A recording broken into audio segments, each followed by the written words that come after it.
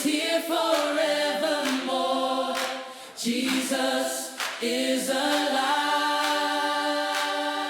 Oh, we lift our hands, let the King of glory come. Jesus, Jesus be lifted high. Our hope and peace is here forevermore. Jesus, Jesus is alive. We lift our hands. We lift our hands. Let the King of glory come. Jesus, Jesus be lifted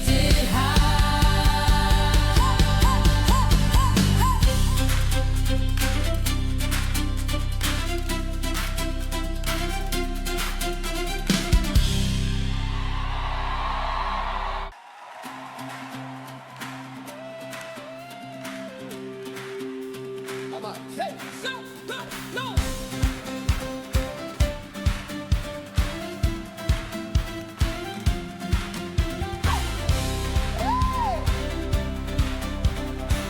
Come on, Shirley Hills. Come on, come on. Hey, go. Stone have been taken away. Our God is risen from the grave. He has conquered death and darkness. In Him we are resurrected. Our God is risen from the grave. Come on, sing. Hey! Our pain had been taken away. For our God is risen. Our God is risen from the grave. Oh, He saved us from suffering. In Him our sins are forgiven. Our God is Mga disciples niyo po para po mapanood po nila yung ating Disciples Night. Pwede niyo pong i-share yung ating live stream sa oras na ito. Amen and amen. Kamustahin po natin ang mga nasa sa church.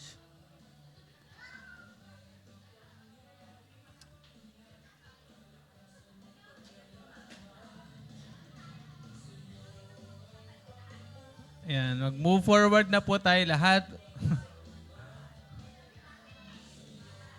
Wala nang mauupo sa bandang likod na wala namang kinalaman sa ministry. Kasi para po maano na tayo. Okay, tayo na po tayo lahat kasi mag-worship na po tayo agad at mag-praising. Amen and amen. Alright, sige po. Anong date na po ba ngayon? July 8.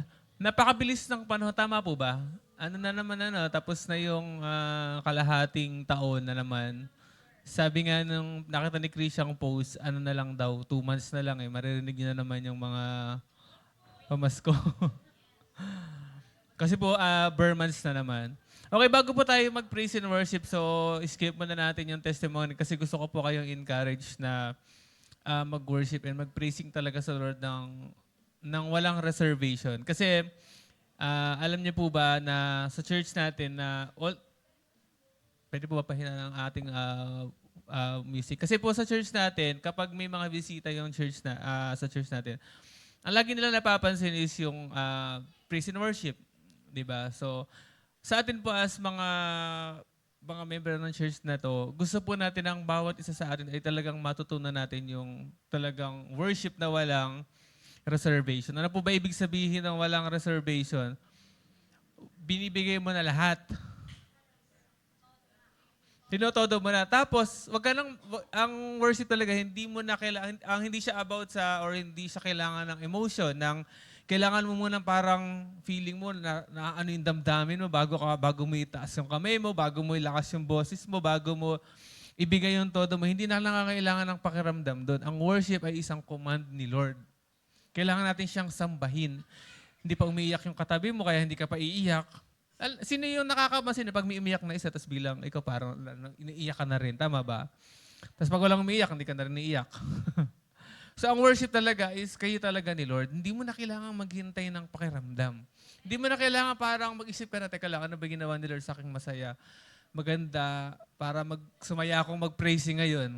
Kahit walang ginagawa, kahit walang nangyari sa ating maganda, deserve ni Lord yung praising natin. Amen po ba? Yung kakantahin natin, ano yan? Yung chorus nun ay, langit ang aking nadarama. Kapag po ba tayo ay nagpe-praising, ano ba yung nararamdaman natin? Langit o sakit ng likod? Sakit ng ulo? Ha? Langit ba o pangit? Di ba pag nasa presence tayo ng Panginoon, talagang langit yung mararamdaman natin. At yung presence ng Panginoon, pinupuntahan natin yun. Hindi lang tayo basta naghihintay, Lord, tagal naman. Ayoko pang tumalon kasi hindi ko pa nararamdaman, Lord, yung parang kinikilabutan ako eh. Parang wala pa akong, hindi pa tumatayo yung balahibo, kaya chill muna ako. Hindi. Ang praising po, ang worship sa Panginoon is talagang pusa nating ginagawa. Yan. Ginagawa natin kahit na wala tayong nararamdaman. Amen po ba? Diba? Deserve ni Lord yung palakpak natin. Amen ba? Kasi yung praising tayo. Eh, ang grabe yung ginawa ng Panginoon sa atin.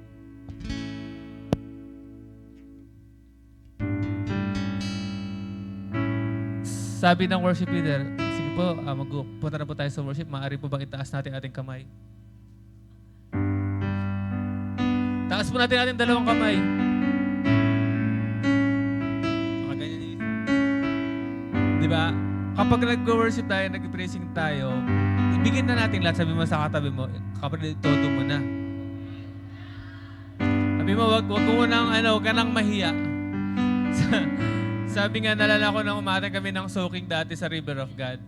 Sabi, huwag kayong mahiyang mag-praising at worship. Sabi dito, ang nakakahiya dito yung hindi ka nagpe-praising, hindi ka nag-worship. Yun yung nakakahiya. Huwag mo nang, wag mo nang wala ka nang pakialam kung ang itsura mo ba ay nakangiwi ka na dahil sa iyak or tumatalong ka dahil sa praising, sa pagpupuri sa Panginoon. Kasi ang totoong nagpupuri sa Panginoon talagang binibigay ang lahat. Amen po ba? Sabi mo sa katabi ulit, kapatid, wala tayong pakialamanan, ha? Sige po tayo ay magpuri sa Lord.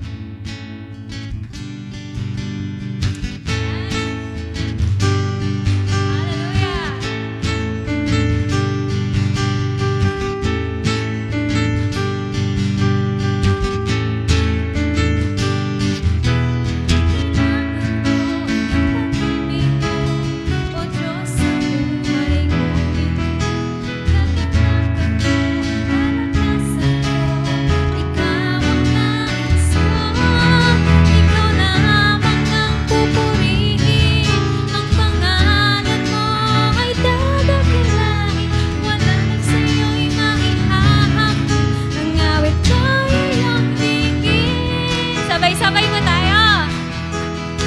Langit ang aking nadarama. Sa tuwing kapiling ka, ang puso ko'y sumisigla. Pagkat sa'yo'y sumasamba. Minsan ba po, langit ang aking nadarama.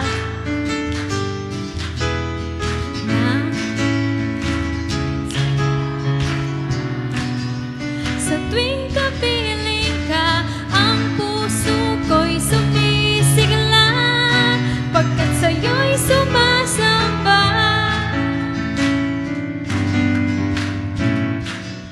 Hallelujah, ang pag-ibig mo. O Diyos sa buhay ko ito, kagalakan mo ay kalakasan ko. Ikaw ang nais ko.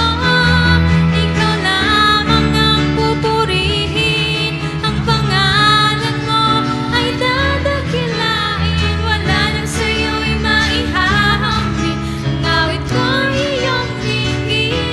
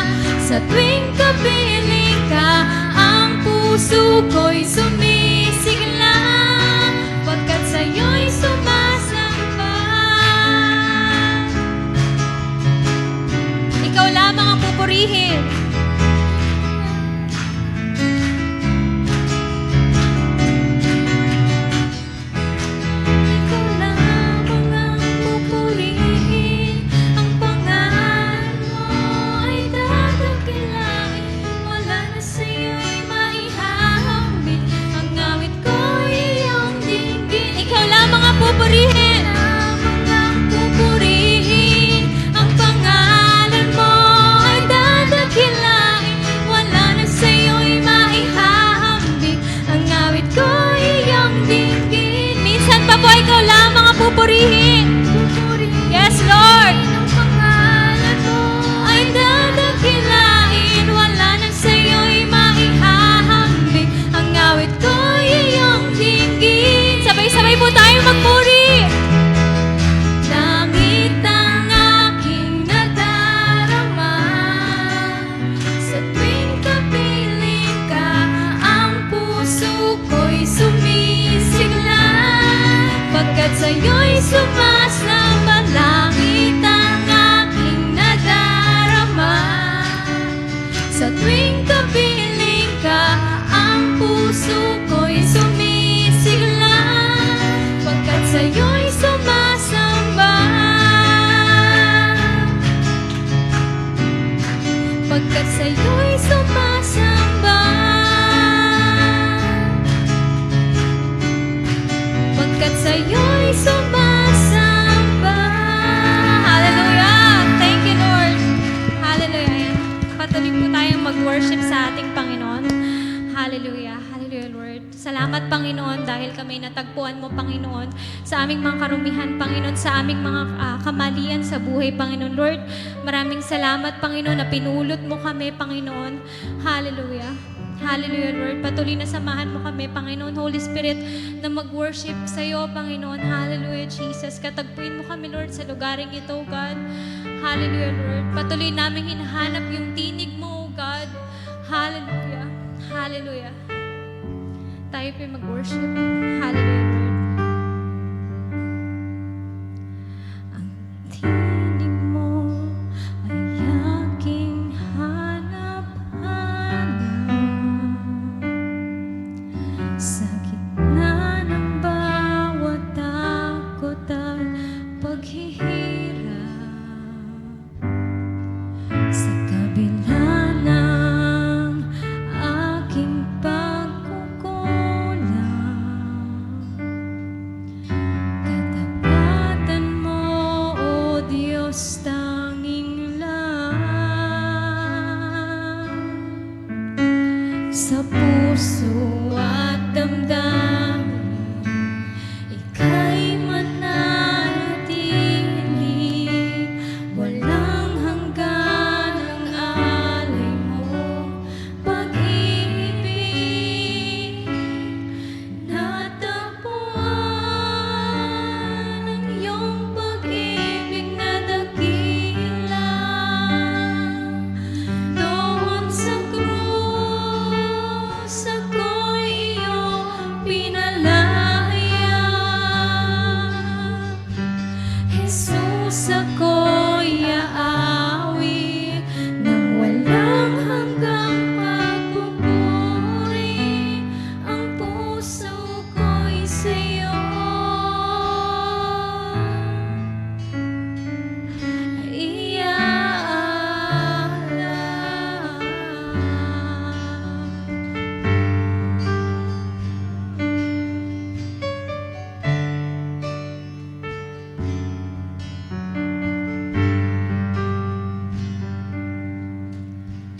Panginoon, ikaw ang kaagapay.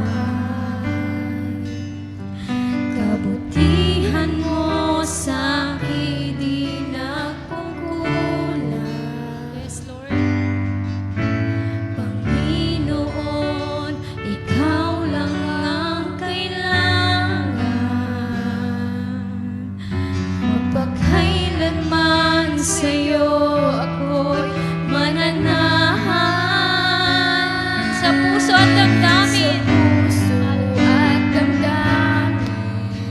Ika'y mananatili.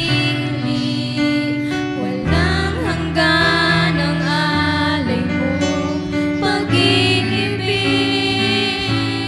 Natagpuan ang iyong pag-ibig na dakila.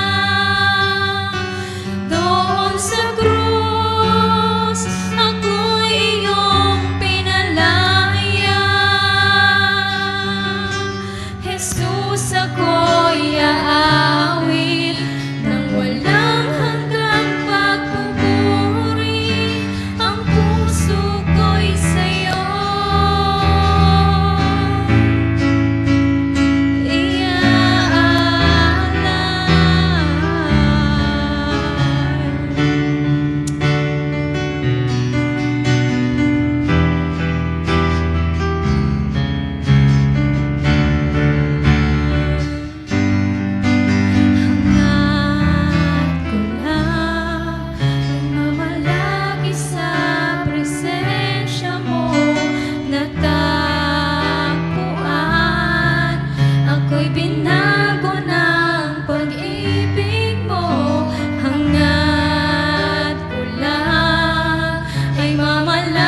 mamalagi sa presensya mo, luwalhatiin ang pangalan mo. Hangad ko lang, hangad ko lang ay mamalagi sa presensya mo, natagpuan ako'y binago ng pag-ibig mo. Hangad ko lang ay mamalagi sa presensya mo, luwalhatiin Minsan pa po, hangad ko lang. ang pangalan Desire po natin yung presence ni Lord. Hangad ko lang ay mamalagi sa presensya mo, natagpuan ako'y binago ng pag-ibig mo. Hangad ko lang, Minsan pa po, hangad ko lang, ay Panginoon. mamalagi sa presensya mo, luwalhatiin ang Minsan pa, hangad ko lang. pangalan mo. Gawin po nating prayer. Hangad ko lang, Ipo sabihin po natin sa Panginoon, ito po yung hangad ng puso namin, Panginoon. Luwalhatiin ka namin, Panginoon.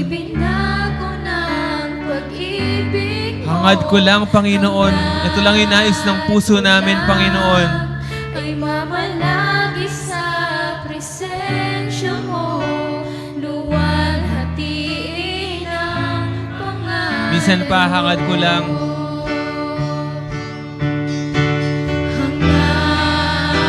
Lord, ito po yung desire ng puso ng bawat isa.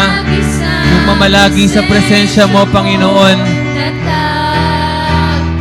Taas po natin ang ating kamay sa Panginoon. Hangad lang namin, Panginoon, ang presence mo right now.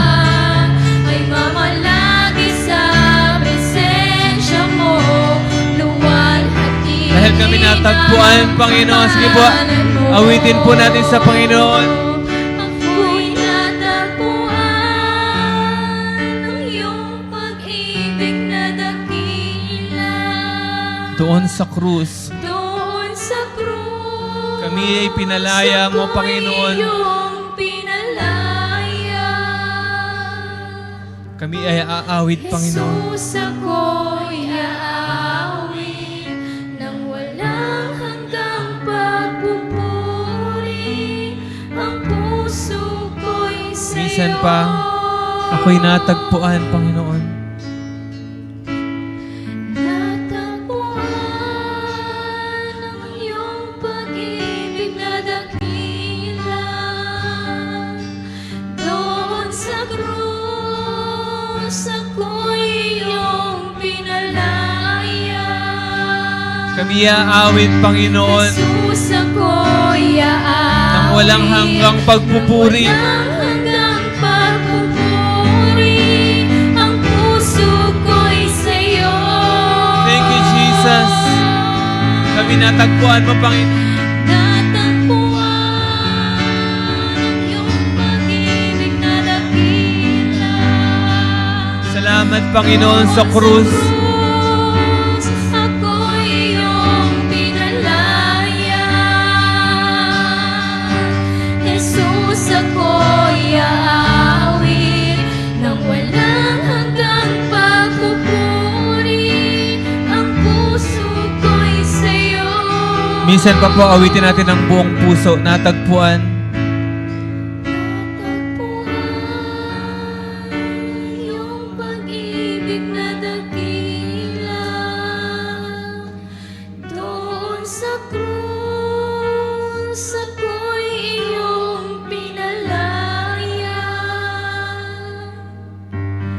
Jesus, ako'y aawit nang walang hanggang pagpupuri.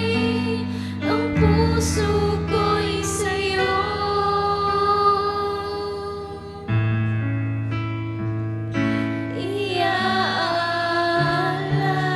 Iaalay. Thank you, Jesus. Thank you, Lord. Salamat, Panginoong Jesus. Kami ay natagpuan ng dakila mong pag-ibig, Panginoon.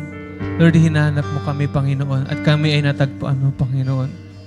Salamat, Panginoon, dahil doon sa krus, ito yung naging dahilan kung bakit kami ay malaya ngayon sa kasalanan, Panginoon. Malaya sa gapos ng kaaway. Lord, salamat, Panginoon, dahil nakakapagpuri kami sa iyo, Panginoon.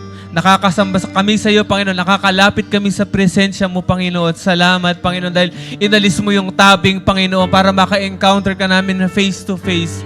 Salamat sa pag-ibig mo, Panginoon, sa dakilang mong pag-ibig, Panginoon, na inalay mo sa amin. Kaya kami naririto ngayon, Panginoon. Walang hanggang pagpupuri, Panginoon, ang alay namin sa iyo. Walang hanggang pagsamba, Panginoon, ang alay namin sa iyong gabing ito, Panginoon. Salamat, Panginoon. Naniniwala kami, Panginoon, na ang presensya mo ay naririto sa lugaring ito, Panginoon. Kay Lord, dalangin namin na lagi namin itong i-desire, Panginoon. Hanggang mamaya, hanggang matapos yung gawain na ito, Lord, i-expect namin na meron kang gagawin sa amin. Lord, hindi kami na pupunta rito para lang umupo at makinig. Pero Lord, pupunta kami dito para baguhin mo kami, Panginoon. Lord, maging prayer po ng heart namin sa gabing ito na meron kang baguhin sa amin, Panginoon. Sige po, patuloy na ipag-pray natin sa Panginoon. Ilapit natin sa Panginoon yung puso natin na sabihin natin, Lord, baguhin niyo po ako ngayong gabing ito. Kung meron man mali sa buhay ko, Lord, ituwid niyo po ako ngayong gabing ito. In Jesus' name. Naniniwala po ako na kapag na-encounter natin si Lord, nababago tayo. Kaya po i-desire natin sa gabing ito na ma-encounter natin siya. At kung ano man yung gustong baguhin sa atin ng Panginoon, ay ipabago po natin sa gabing ito. Naniniwala ako na yun yung purpose kung bakit tayo nag-church, kung bakit tayo nagpupunta rito para baguhin tayo ng Panginoon. Kaya sa gabing ito, yun po yung i-desire natin na tayo ay baguhin ng Panginoon. Hindi lang basta ma-experience yung presensya niya, pero ma-experience yung pagbabago na nagmumula sa Panginoon. Maging sa mga nasa online, Panginoon. Salamat sa gabing ito. Pinabalik po namin sa iyong pinakamataas na papuri at pasasalamat sa pangalan ng iyong anak na si Jesus. Lahat po tayo magsabi ng Amen.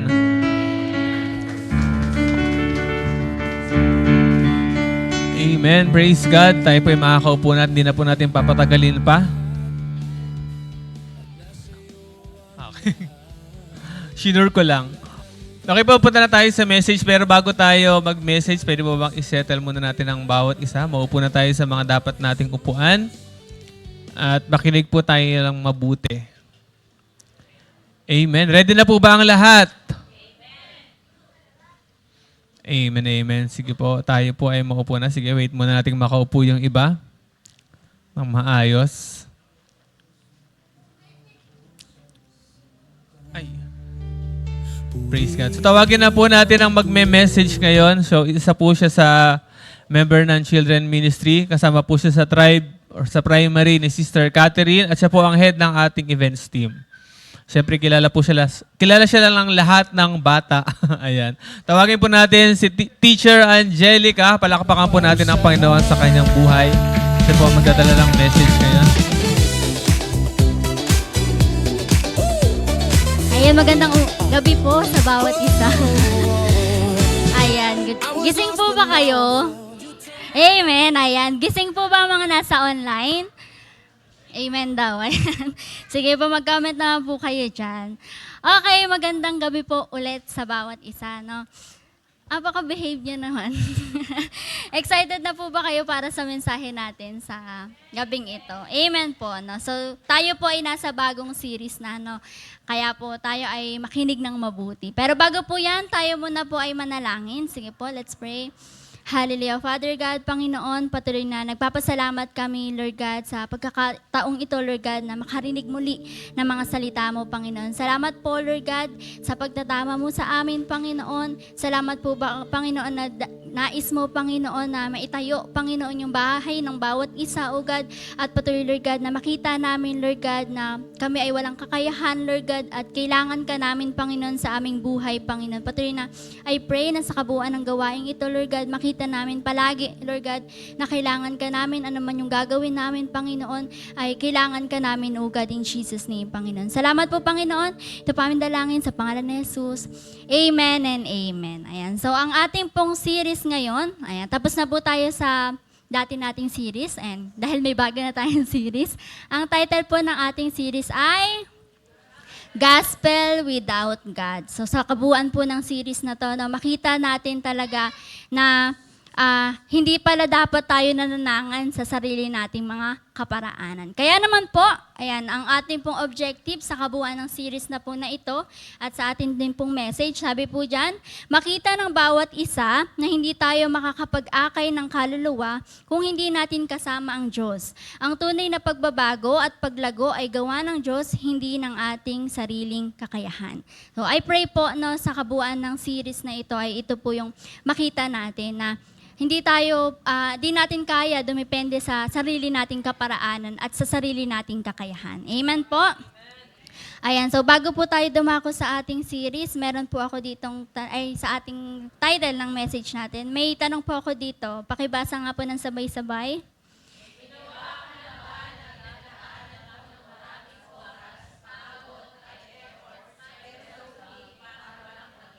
Ayan, naranasan nyo na po ba yan?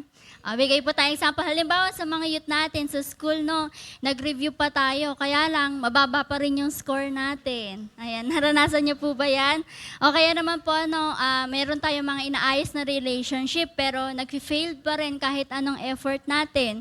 Ano pa po? Halimbawa, nag-organize tayo ng events, no. Kaya lang, konti lang yung pumunta, dumalo. Ayan, so naranasan nyo po ba ito? Ay, meron kayong plano, kaya lang kahit anong effort natin, pagod para sa plano na yon, parang walang nangyari. O kaya naman di natin nakita yung resulta na gusto natin. Nangyari na po ba yan sa inyo? Ayan, so ayan po, dahil po dyan, makaka-relate po tayo sa ating message. Ang title po ng ating message sa gabing ito ay Unless the Lord builds the house. Sorry na, masakit kasi ipin ko. Ayan, unless the Lord build the house. Ano po dyan? Maliban daw po na ang Diyos ang nagtayo ng isang bahay o tahanan. At ang key verse po natin, ayan, ay makikita natin sa Psalms 127 verse 1. O sa mga awit, 127 at 1. Sabi po dyan, unless the Lord build the house, the builders labor in vain. Unless the Lord watches over the city, the guards stand watch in vain. Sa Tagalog po o sa Pilipino, ay basahin ko po.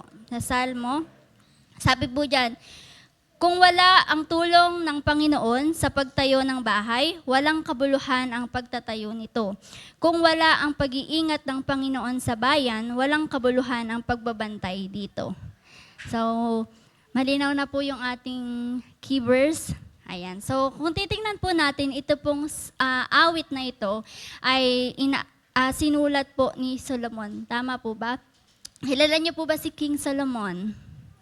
Amen. Ano po yung trivia sa kanya? Siya po yung, siya po ay builder, no? Siya po ang unang hari na nagtayo ng temple ni Lord. Tama po ba? So, nagtayo siya ng temple, nagtayo siya ng mga cities, ayan, ng Israel's kingdom. So, kitang-kita natin na si Solomon, kapag may tatanong tayo tungkol sa pagtatayo, pag tinanong natin si Solomon yung may alam. Tama ba? Tama po ba? Ayan, pagwari magpapatayo ka ng temple, no? Dahil si Solomon ang unang-unang hari na nagpatayo ng temple. Siyempre, kapag siya yung tinanong mo, maalam siya, no? Pero tingnan niyo po yung sinabi niya sa Psalms 127 na binasa natin. Unless the Lord builds the house, the builders labor in vain. So ano po ibig sabihin niyan? Ibig sabihin po niyan, ina-admit ni Solomon na kung wala si Lord sa paggawa natin ng bahay, hindi tatayo ng matatag yung tinatayo nating bahay. Amen po? Malinaw yun kay Solomon, no? Hari siya, no? Siya yung may pinakamaalam. At alam niya yung bagay na ito, no? Na unless si Lord ang gumawa ng tahanan na yon, magagawa, no? Amen po? Amen. So, ito po ay inaawit ng mga Israelites, no? Nung sila ay, patungo sa Jerusalem para mag-worship. Ayan. So, ano po ba yung house ako ng house, bahay ako ng bahay? Ano po ba yon? So, sabi po dito, ang meaning po ng house ay yung literal na bahay. Ayan, pwede siyang literal na bahay. Ano pa? Isang pamilya, no? Alam niyo po ba may pagkakaiba yung bahay at tahanan? Nag-trivia pa. Pag bahay, yun lang yung building. Pag tahanan, ibig sabihin kahit yung may masaya doon sa loob ng pamilya, ayan, nagtutulungan yung pamilya. Kaya sabi nila, hindi mo daw matatawag na tahanan ang isang bahay lang. Ayun, trivia yan. Okay, so house po, pwede rin siyang pamilya, no? Household, yung sambahayan. Ano pa po? Dynasty, a life that someone is building. So, pwede rin po yung buhay natin ay maituring na house. Pero sa discipleship, we can also understand it as the spiritual lives we are helping build. So, ibig sabihin, ang house po na tinutukoy dito ay yung ating spiritual na buhay. Ano daw po? Doon po tayo magpo-focus, no, sa spiritual na buhay. So, ibig sabihin daw po, pag wala si Lord sa ating buhay, ano mangyayari? Hindi daw natin matatayo yung spiritual natin na buhay. Amen po? So, ito po yung pinaka-key point. Ito po yung kabuuan ng message natin. You can build without God. Tama po ba? Kaya nating magtayo ng bahay nang wala si Lord? Kaya po natin, no? But you cannot build anything that lasts without Him. So, ibig sabihin po, pwede naman po tayo magtayo. I-build natin yung spiritual lives natin, magtayo tayo ng literal na bahay nang wala si Lord. Pero, hindi po yun nagtatagal. Amen po. Kaya po pala pag may mga pagsubok, gumuguho agad yung spiritual life natin kasi pala hindi natin kasama si Lord. So sa gabing po ito, makita natin na hindi natin kayang i-build yung spiritual life natin, yung bahay natin kapag wala si Lord. Amen po. Iyon po yung pinaka-point ng message natin. So sabi po dyan, sige po, sa 1, without the Lord, our labor is empty. Kung walang Panginoon, walang kabuluhan ang ating pagsisikap. Sabi po sa ating verse, unless the Lord builds the house, the builders labor in vain. So, sabi po dyan, ano ba ibig sabihin ng vain? Yun po ba yung ugat-ugat? Iba po yan. Pag sinabi po nating vain, empty, useless, without lasting results. So, kapag pala hindi si Lord ang nagtatayo ng ating bahay, ng ating spiritual lives, ano daw po nangyayari? Empty yung ating pagpapakapagod. Ano pa po? Useless yung pagpapakapagod na ginagawa natin, yung effort. Katulad po ng introduction natin kanina. No? Bakit ka, effort ka ng effort naman, pagod ka naman ng pagod, pero may kulang kasi. No? Wala pala si Lord. Kaya, ano po nangyayari? In vain yung ating anong nangyari? Empty yung result. Yung resulta, may resulta, kaya lang hindi nagtatagal. So, yun po, no? So, makita natin sa number 1, without the Lord, our labor is empty. Kung wala si Lord, kahit na anong pagpapakagamit natin para kay Lord, ay, ano po nangyayari? Wala din daw pong, wala din pong nangyayari. Walang bunga. Amen po? Ayan. So, halimbawa po, busy tayo sa ating mga ministry, no? Pwedeng meron tayong mga programs, ayan, ano pa po, meron tayong mga activities, Bible studies, outreaches, worship nights, ano pa po, yung mga ministry natin dito sa church, pwedeng may kasama tayo lahat, all around team, all around tayo, no? At todo effort tayo na maglingkod kay Lord. Mainam naman po yun, no? Kasi lang, hindi yun nagiging mainam kung ikaw lang yun. Halimbawa, ikaw lang yung, nagwawalis ka, ikaw lang yon. Nagtuturo ka sa mga bata, ikaw lang yon. Wala yung tulong ni Lord. So, may bunga po siya, kaya lang, yung bunga, pagod ka, tapos burn out ka, di nagtatagal. Amen po? Nakita po ba natin? Ayan, sabi po, pwede po tayong makaproduce ng mga little spiritual na bunga, kaya nga lang, katulad ng sinabi ko kanina, hindi po yun nagtatagal. So halimbawa din nag-share tayo ng gospel para sa score, o kaya naman dahil kailangan. Ano po nangyayari? Pag wala pala si Lord sa pagpipreach natin ng gospel, nagiging speech lang yun. Ano po ba yung speech? Halimbawa talumpati. Parang nagiging talumpati lang yun, manghihikayat ka lang, no? Ano pa po, kapag daw po, yung isang church, halimbawa tayo, sa Roa, hindi natin acknowledge si Lord. hindi tayo church, hindi tayo body of Christ, tayo ay isang organization lang. Ganun po yun, no? Kaya po, mahalaga na palagi natin kasama si Lord. Amen po? Amen. So, naintindihan na po natin na kapag wala si Lord, yung labor natin o pagpapagod natin ay walang kabuluhan. Ayan. Pangalawa po, sabi po dyan, namatay po. Namatay po. Sabi dyan, only God can build a heart. Ang Diyos lamang ang makakapagbago ng puso ng tao. Ayan. So, dito po sa pangalawa, sabi dyan, only God. Sino daw po? Only God. So, baka po sa atin, no, meron napaprostrate tayo, no? Bakit kaya yung member ko na ito hindi na nagbago-bago? Masipag naman ako, ano?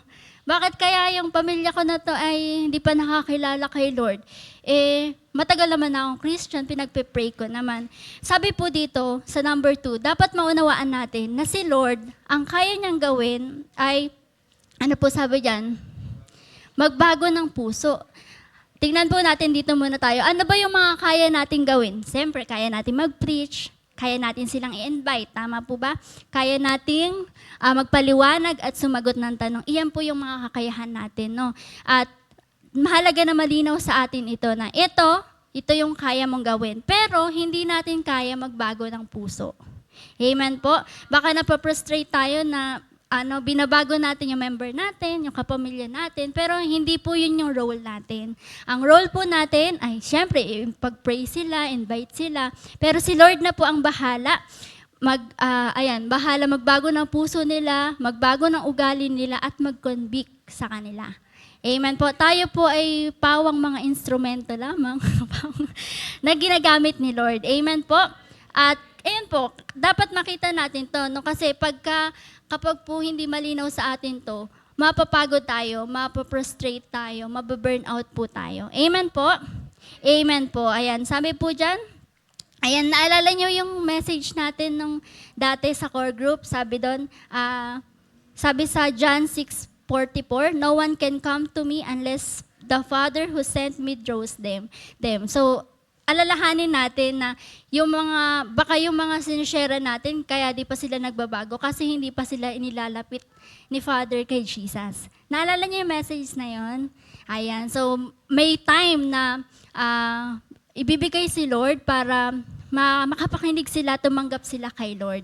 Amen po. At syempre tayo, gawin lang po muna natin yung mga kaya nating gawin. Patuloy lang po tayong maging bukas para maging instrumento ni Lord. Amen po.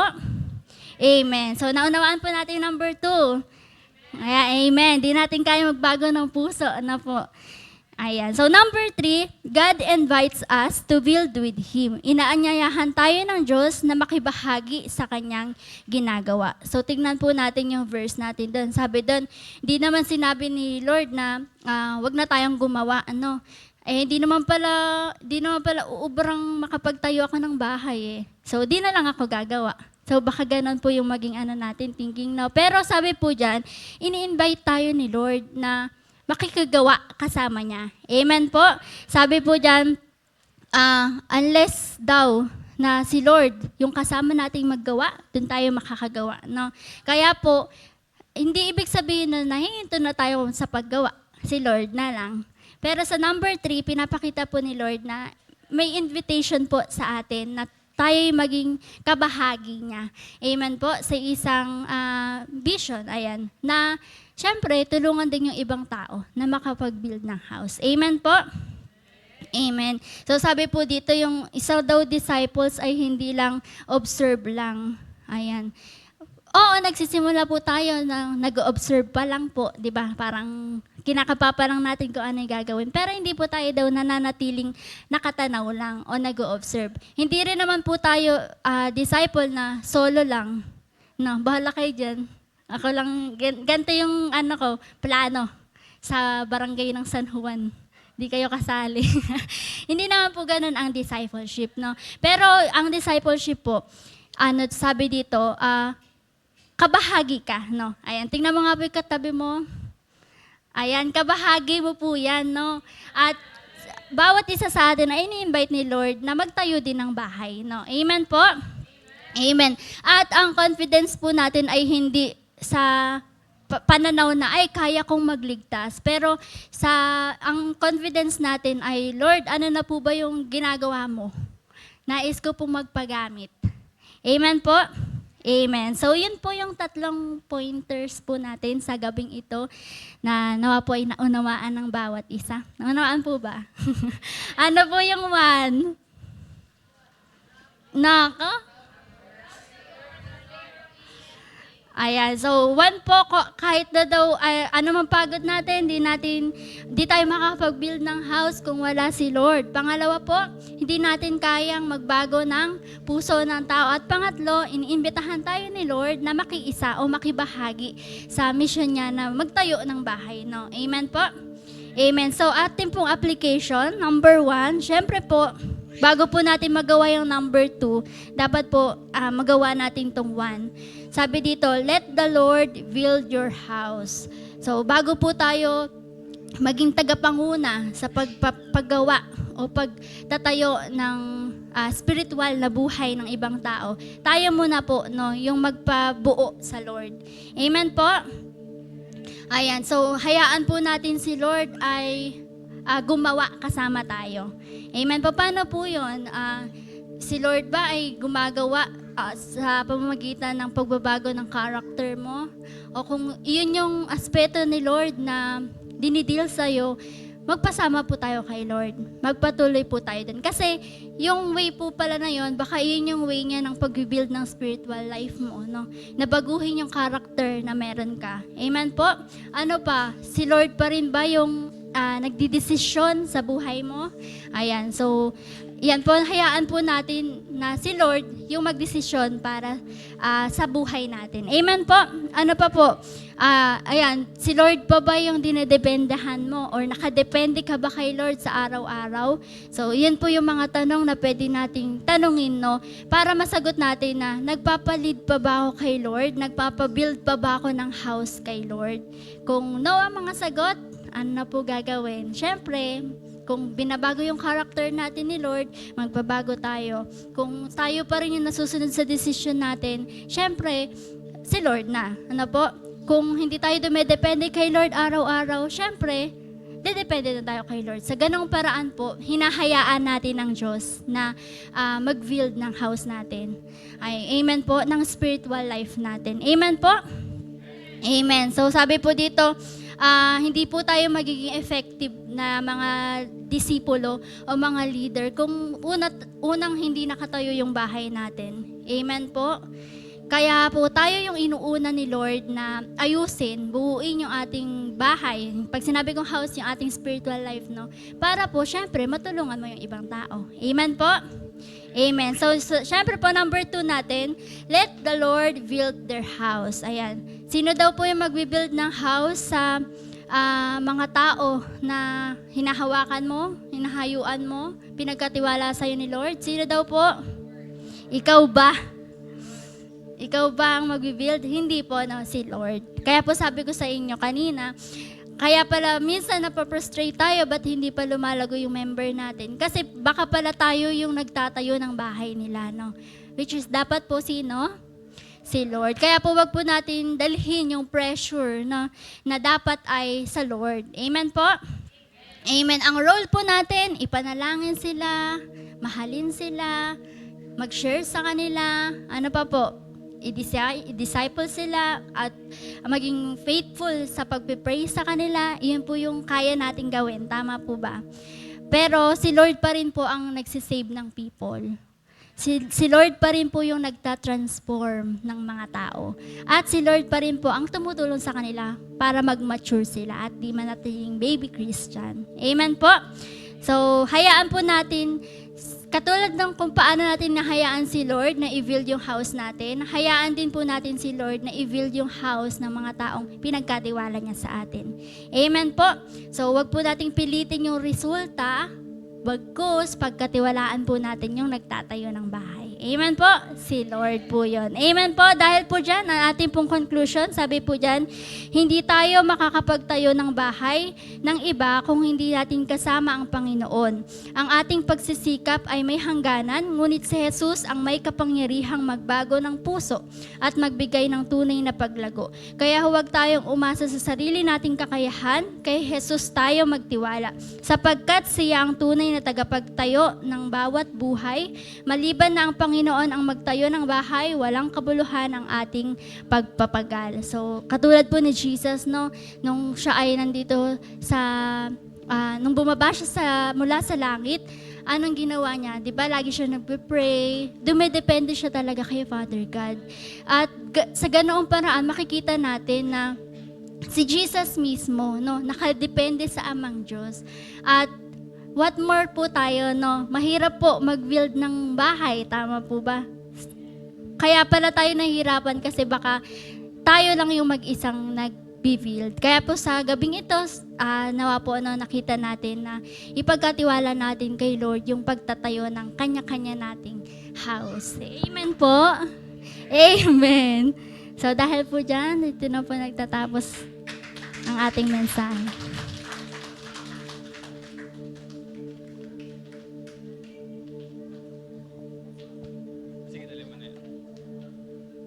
Praise God. Sino po ang may natutunan? Ano?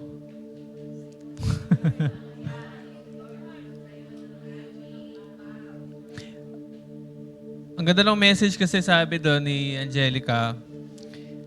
Kasi kapag hindi si Lord talaga or wala si Lord, baliwala ang lahat. Tama po ba?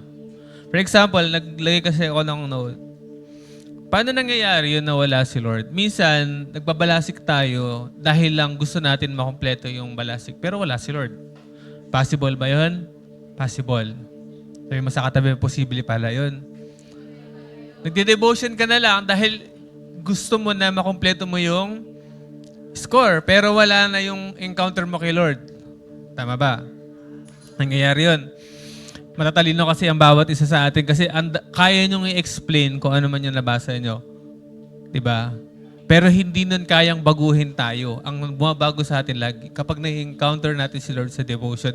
Ang pag-devotion po ay hindi para sa score. Iyon ay para ma-encounter natin si Lord, para makilala natin siya. Kaya nga merong repente, merong obey, something to claim, something to know. Kasi yun yung application nun. Hindi pwedeng kailangan mo lang mag-devotion kasi kapag nag-devotion lang tayo para sa score, ang nangyayari sa atin, wala si Lord dun. Diba? Para lang maka-score tayo, lahat na nasa balasik. Nag-share tayo ng, nag-ministry tayo nang wala si Lord. Nag-worship lead tayo, nag-ministry tayo, nag-ushering tayo, nag-maintenance tayo, nawawala si Lord. Alam po nangyayari kapag wala si Lord, doon nag-start yung nababurn out tayo. Napapagod tayo kasi wala si Lord. Akala natin napapagod lang tayo physically. Akala mo lang napapagod kasi ba't parang feeling ko kami na lang yung nasa ministry, kami na lang yung gumagawa. Pero ang totoong reason na napapagod tayo kasi nawawala yung builder si Lord talaga. Nawawala si Lord kasi sa atin. Kasi pansinin niyo po, nung bagong encounter kayo, kahit anong gawin niyo okay lang. Ha? Tama po ba? Nung bagong encounter tayo, may makakakilala pa ako, sobrang 3 times silang mag-devotion. Sino dito yung after ng encounter ang dalas mo mag-devotion? After ng 1 month, medyo naglalag na ng konti yung pag-devotion mo. Meron ka ngayon, bukas wala. Meron ka naman ngayon, kinabukasan wala. Di ba? Nangyayari kasi minsan, nawawala na talaga si Lord sa buhay natin. Napapagod tayong ng ministry, hindi dahil napapagod ka talaga, pero nawawala kasi yung connection mo sa Panginoon. Nawawala si Lord sa ginagawa natin. Kapag po ang ministry natin ay wala si Lord, bali wala lahat. Minsan, ginagawa mo lahat. Marami kang ministry, nagagawa mo lahat. Pero bakit pakiramdam mo empty pa din? Parang feeling mo walang saysay yung ginagawa mo. Wala kasi si Lord doon. Diba? Nagbi-ministry lang tayo sa sarili nating lakas. Minsan nag-share lang tayo, nagpo-4SL lang tayo para lang gusto natin meron tayong score, para lang meron tayong masabit, hindi tayo mapatawag ni Pas M. Pero ano ba yung reason kung bakit tayo nag-share? Kasama ba natin si Lord kapag nagpo-4SL tayo o tayo lang yun? Ang ganda ng sinabi ni kanina, and Angelica, unless kapag nandoon si Lord ang may trabahong bumago sa kanila. Pero pag naroon lang tayo para lang mag-share or para lang may score tayo, para nga lang daw tayo nag-speech lang. Merong effective na hayo, merong hindi. Kasi hindi lahat ng hayo kasama natin si Lord. O wala yung presensya, ginagawa lang natin yun. Kasi gusto natin ng score eh. Diba? Gusto lang natin na meron tayong score or kumpleto pa din yung score natin. Pero although good thing kasi naririnig nila yung gospel, pero ang pangit na side naman nun, hindi nagiging effective kasi wala si Lord. Diba? Wala yung presensya ng Panginoon. Kasi ang babago po sa tao kapag na-encounter nila si Lord. Ang problema, yung tayong mag-ahayo, paano nila may encounter si Lord kung wala sa atin si Lord? Tama po ba? Kung kapag ang nagdadala nga ng mabuting balita ay wala naman yung presensya ng Panginoon doon, paano mangyayari doon? Tayo mismo, mababurn out tayo, masasawa tayo. Amen po ba? Kasi si Lord talaga yung bumabago ng puso ng tao.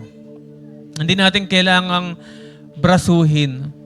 Hindi natin kailangan talagang mag-struggle ng buhay kung paano tayo maghahayo o paano tayo magiging effective. Paano ba ako magiging effective? Paano ba kami dadami? Minsan, pagod na pagod ka na sa lahat na ginagawa mo sa ministry mo, sa core group mo, ginawa mo na ang lahat, pero meron kang isang hindi nagagawa. Yun ay ilapit lahat sila sa Panginoon.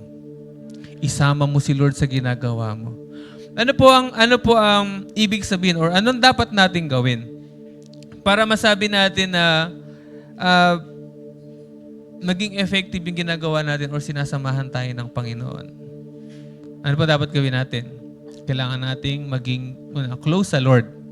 Paano tayo magiging close sa Lord? Kapag po tayo ay nag-pray. Yung pagsama ng Panginoon sa atin, doon nag-i-start yun kapag ka ang iyong prayer life ay dire-diretso. Nagpipray ka ba bago ka maghayo? Nagpipray ka ba bago mag-worship? Sino po nagpipray bago maghayo? Sino po nagpipray bago mag-ministry? Sino nagpipray bago ka mag-core group? Taas kamay. Sino nagpe-pray dito kahit hindi ka nagko-core group, kahit hindi ka naghahayo, nagpe-pray ka sa bahay? Iyon yung nagpapalalim ng relasyon natin sa Panginoon. Doon ka sasamahan ng Panginoon. Yung pong pagiging effective natin sa public ay nanggagaling sa private life natin ng prayer. Yung meron kang private life na prayer sa Panginoon, doon nagmumula yun. Hindi sa sarili nating talino.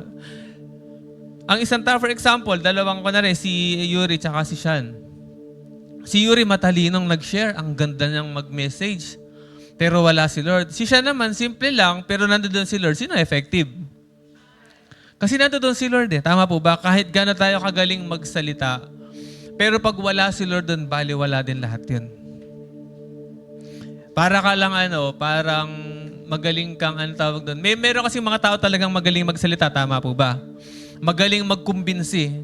For example, yung mga nagpapa-credit card sa Walter. Sino yung pag nagpupunta ng Walter, malagi, may credit card na kayo. Yan, di ba?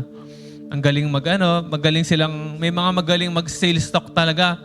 Mapapabili ka talaga. Pero alam niyo po, pagka wise ka, kahit gano'n katinding mag-sales stock yun, hindi ubra sa'yo yan. Tama ba? Sino sa inyo yung gano'n? Kahit na anong sales stock sa'yo, hindi ka nabubudol.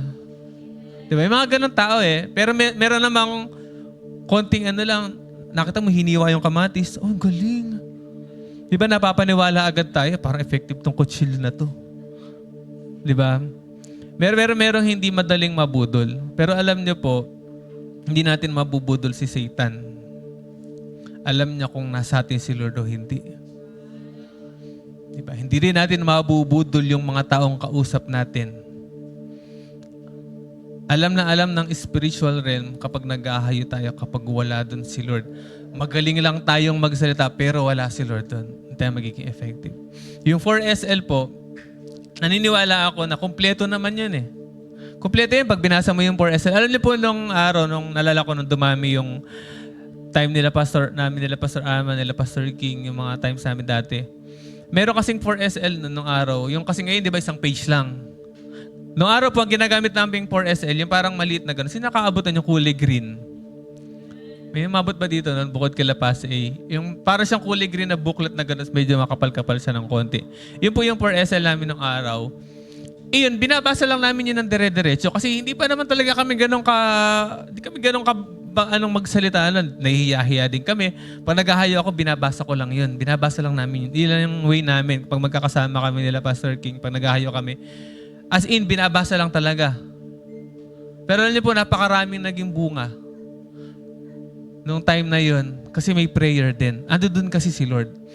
Pero kahit gaano kagaling nating i-explain ang bagay na 4SL, pag wala doon si Lord, bali wala. Kasi hindi tayo yung babago sa kanila. Sino babago? Si Lord. Hindi tayo dapat may stress eh. May stress tayo kapag wala si Lord. Tama po ba? Kapag hindi si Lord yung nagbibuild ng house, may stress talaga tayo. Pero pagkasama natin si Lord, bali wala ang lahat. Si Lord nang bahala sa resulta. Hindi naman ibig sabihin na 100% yun. Pero si Lord na yung bahala doon. At least, alam mong ginawa mo yung part mo. Naniniwala ka na sasamahan ka ng Panginoon. Compare sa wala si Lord sa ginagawa natin. Amen po ba? Ibalik po natin yung ating prayer life sa Panginoon. Number 1 po yun. Para hindi ka mapagod maghayo, para hindi ka mapagod sa ministry mo, kailangan mong lumapit sa Panginoon. Kailangan mong ibalik yung relasyon mo sa Panginoon. Lagi namin sinasabi dati, babalik pa rin tayo sa intimacy. Sa lahat ng problema natin, sa lahat ng struggle natin sa life, lahat ng mga nagiging problema, concern mo sa core group, sa lahat, sa mga members mo, sa church, sa Pilipinas, sa family mo, saan babalik yun? Sa relasyon mo pa din sa Panginoon. Doon pa din lagi ang balik sa intimacy mo sa Panginoon.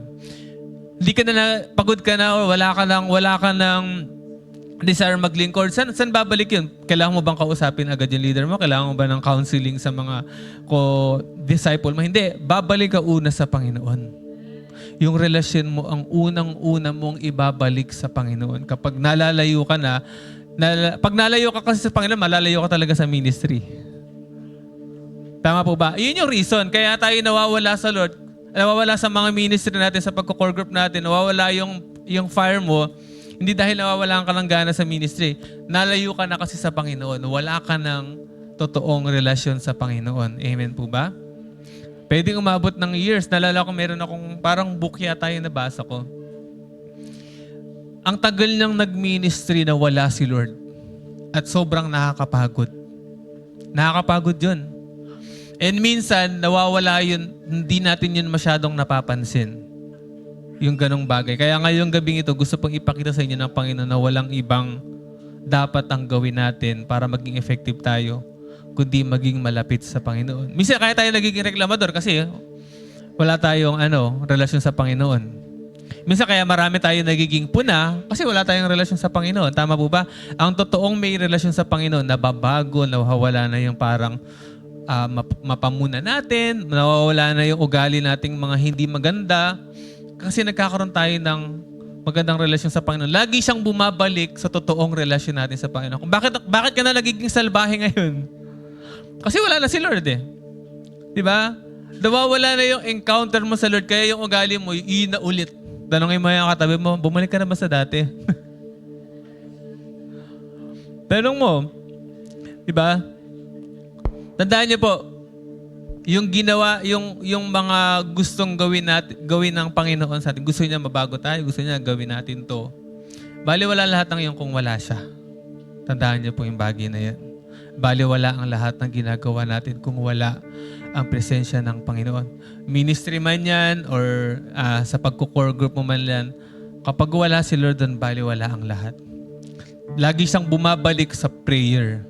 Kaya po dapat ang bawat isa sa atin, hindi lang tayo nagpipray bago ka mag-core group, hindi ka lang magpipray bago ka mag-ministry or bago ka mag-hayo. Nagpipray ka kahit nasa bahay ka, kahit wala ka pang gagawin. At yung prayer na yun ay hindi lang yun yung paghingi. Yung prayer na yun yung pag-i-stay sa presence niya. Yung prayer na yun yung personal time mo sa Lord, hindi 3 minutes, hindi 5 minutes. Yun yung prayer na gusto mong ma-encounter si Lord. Ang encounter po ay hindi lang sa church, hindi lang tuwing encounter, pero kahit nasa bahay ka, kayang ma-encounter si Lord. Kami po ni Christian, meron kaming prayer time tuwing morning.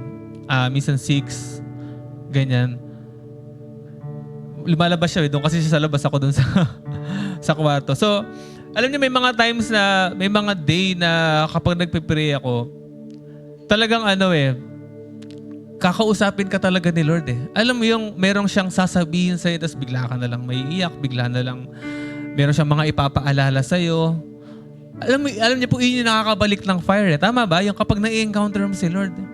Pag meron kang prayer, meron kang morning na nag-pray ka, tapos na bumalik sa iyo yung kabutihan ng Panginoon, yung heart niya na binigay sa iyo, yung life niya na binigay sa iyo. Pag na-realize mo yun, tapos na-encounter mo siya, doon parang bumabalik yung fire mo eh. Doon bumabalik yung desire mo na talagang, Lord, sige, ready na ulit akong mag-serve, Lord. Gusto ko na ulit maghayo. Nagkakaroon ka ng passion sa ibang tao, nagkakaroon ka ng heart sa mga youth, sa mga taong hindi pa nakakilala. Kasi na-encounter mo si Lord eh. Doon nagmumula ang lahat. Yung fire natin ay hindi nagmumula sa ministry. Yung fire natin, hindi sa Lord yung nagmumula, hindi yung kapag gumawa ka ng gumawa, doon ka magiging on fire. Hindi, lumapit ka sa Panginoon, magiging on fire ka. Saan ba nagmumula yung apoy? Sa Panginoon. Hindi sa pagiging masipag. Kasi pag naging masipag ka lang, mapapagod ka kasi wala si Lord. Pero kapag nasa Lord ka, ano doon yung apoy? Magiging masipag ka na hindi ka napapagod. Amen po ba? Pwede ba tayong tumayo lahat?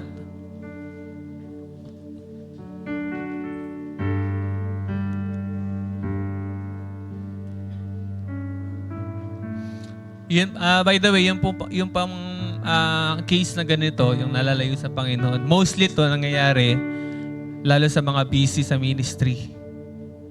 Masyado na tayo naging busy sa ministry, nakakalimutan natin yung totoong relasyon natin sa Panginoon. Nakakalimutan natin yung una nating pag-ibig sa Panginoon. Nakakalimutan natin yung totoong reason kung bakit ba natin to ginagawa. Kung bakit ba tayo naglilingkod. Nakakalimutan natin yung totoong nagmahal sa atin. Minamahal natin minsan yung ministry, pero minsan nawawala na yung pagmamahal natin sa nagbigay ng buhay sa atin. Posible po na tayo ay nagbi-ministry pero wala yung presensya ng Panginoon. Kasi ginagawa lang natin yung bilang isang responsibility. Ngayon pong gabing ito, manalangin po tayo sa Panginoon na mabalik yung relasyon talaga natin sa Kanya. Huwag mong hingin yung Lord, ibalik mo po yung fire ng paglilingkod. Hindi yun. Wala muna yun. Huwag mo hingin sa Lord, Lord, balik niyo po yung passion ko agad sa kaluluwa. Hindi. Hilingin mo muna sa Panginoon, Lord, ibalik mo, Panginoon, yung totoong pagmamahal ko. Tulungan niyo po ako na mahalin ka ulit. Lagi pong unahin natin yung pagmamahal natin sa Panginoon. Dahil doon po nagmumula ang lahat. Yung totoong pagmamahal natin sa Panginoon. Baliwala po ang lahat.